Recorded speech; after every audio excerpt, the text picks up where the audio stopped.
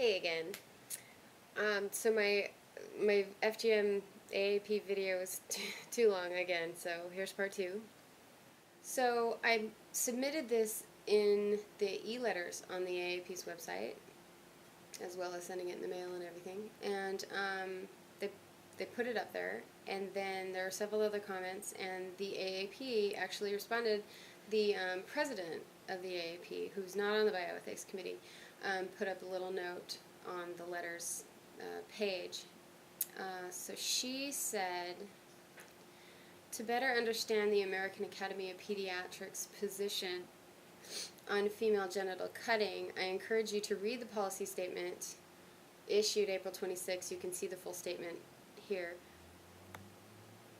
In the statement, the AAP reaffirms its strong opposition to FGC and counsels its members not to perform such procedures. As typically practiced, FGC can be life-threatening. Little girls who escape death are still vulnerable to sterility, infection, and psychological trauma. The AAP does not endorse the practice of offering a clitoral nick. This minimal pinprick is forbidden under federal law, and the AAP does not recommend it to its members.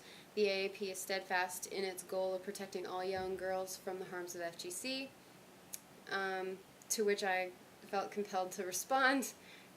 So far as I know, it hasn't been put up, but my response to that was, Judith, saying you don't endorse FGM after a statement that says, quote, the ritual nick suggested by some pediatricians is not physically harmful, end quote, and then says, quote, opposes all forms of FGC that pose a risk of physical or psychological harm, end quote, is like a kid with his hand in the cookie jar saying, I'm not taking a cookie, I'm making sure they aren't sticking together.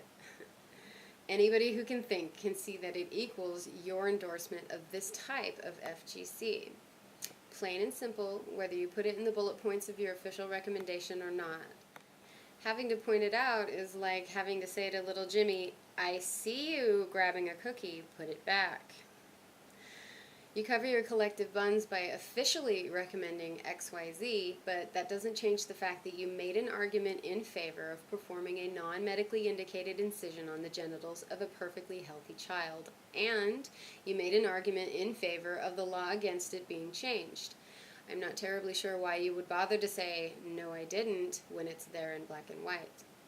Speculation about what might happen to a child if a pediatrician is not involved in a blood ritual does not qualify as diagnosis.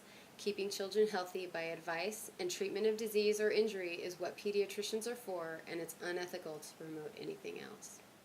Now, there are a couple of things that I would like to say to anybody who feels that FGM is wrong while circumcision of boys is okay.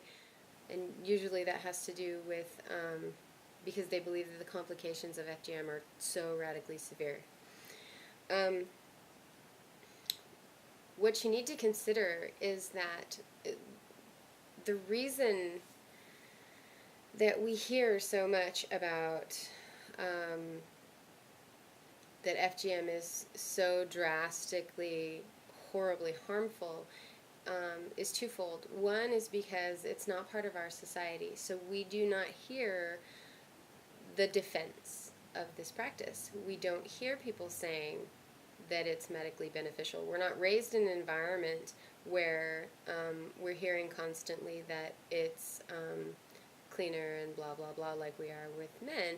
And also a lot of what we hear about is because this is often done in the bush, and so it's not the same kind of setting so as male circumcision is, so it's bound to have much more drastic consequences at the time.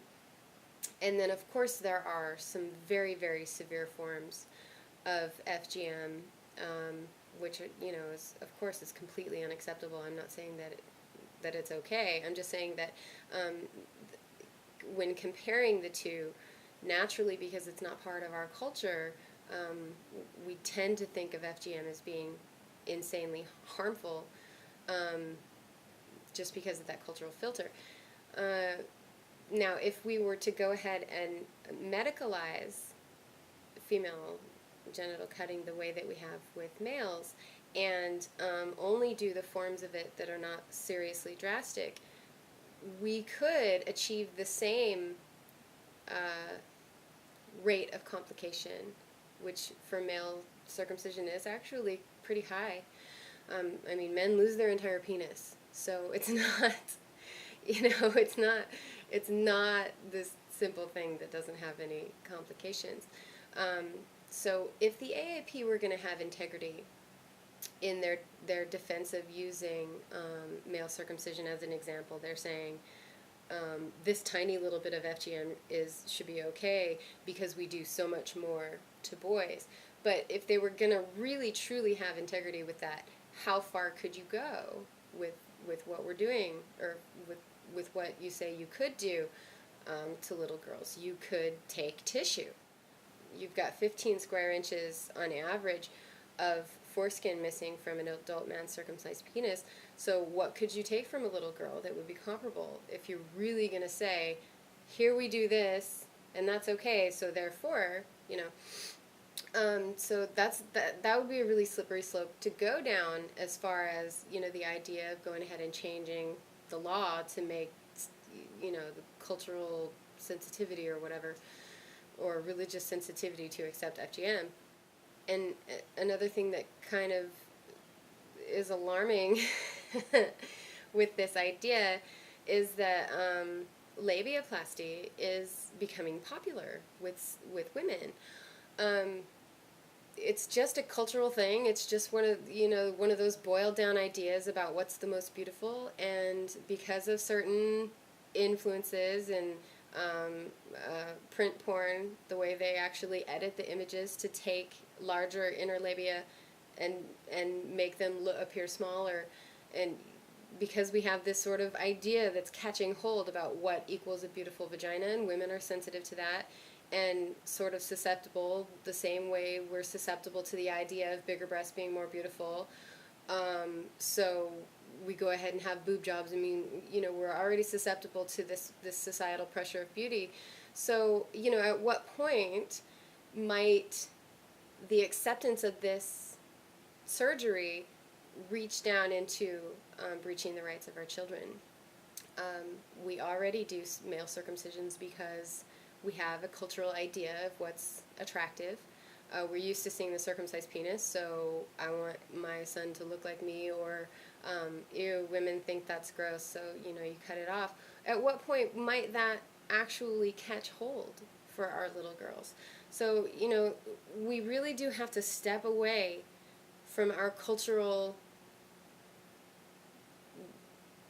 glasses or whatever, and look at it purely as a human rights issue. So it's not even about, is a tiny little nick considered harmful. It's not about that.